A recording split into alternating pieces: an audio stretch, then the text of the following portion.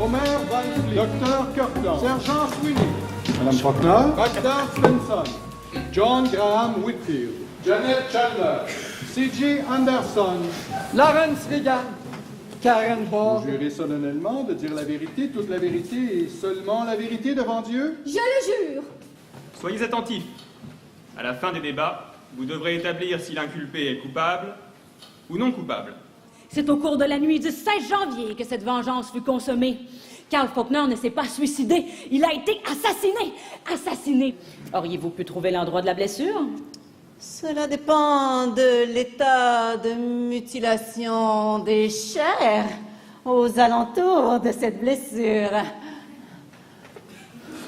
Détective privé. Oh, si vous voulez le savoir, j'ai dû boire un cocktail. Ou deux. Plutôt deux.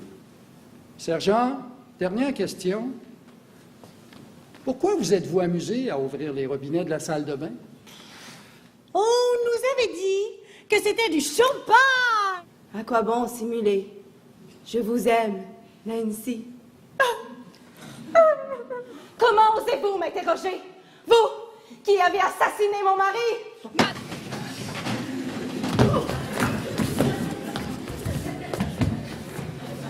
Qu'une seule fois et également dans l'obscurité.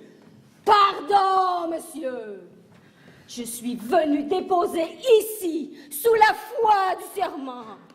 Je respecte mon serment comme je respecte ma religion. J'ai dit qu'il s'agissait du même homme. Je l'ai dit et je le répète.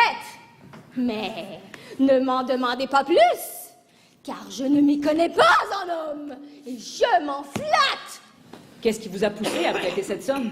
Monsieur Faulkner était le mari de ma fille unique, et le bonheur de ma fille est ce qui m'importe le plus au monde.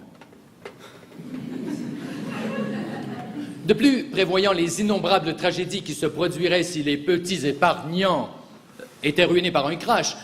Avez-vous fait le rapprochement entre la vraie signature de M. Faulkner et celle de Mlle Borg? Oui, Vos conclusions? je fais tous mes compliments à Mademoiselle Borg pour son habileté. La différence est imperceptible. C'est peu probable, mais c'est possible. C'est possible, mais c'est peu probable. C'est moi qui lui ai annoncé que son mari venait de se suicider. Et quelles ont été les premières paroles de Mme Faulkner en apprenant cette nouvelle? Elle s'est écriée « Pour l'amour de Dieu, ne prévenez pas les journaux !» Elle s'arrêta et lui déclara de but en blanc. À quoi bon simuler davantage? Je vous veux et vous le savez. Et moi, j'ai l'habitude de payer quand j'ai envie de quelque chose. Quel prétexte ce dernier a-t-il invoqué pour ne pas tenir sa promesse? Le prétexte que Carl conservait une maîtresse. C'était l'ultimatum de Nancy Whitfield. On ne devait plus entendre parler de moi.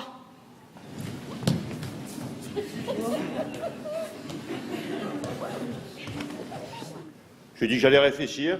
Je suis parti. J'ai réfléchi. J'ai plus du tout pensé aux affaires, non. J'ai plus pensé qu'à elle. Le lendemain, je lui ai envoyé une livre d'orchidées. Vous pouvez pas imaginer ce que ça peut faire, une livre d'orchidées. Faulkner lui avait pris ce qu'il avait de plus précieux, son argent et sa fille.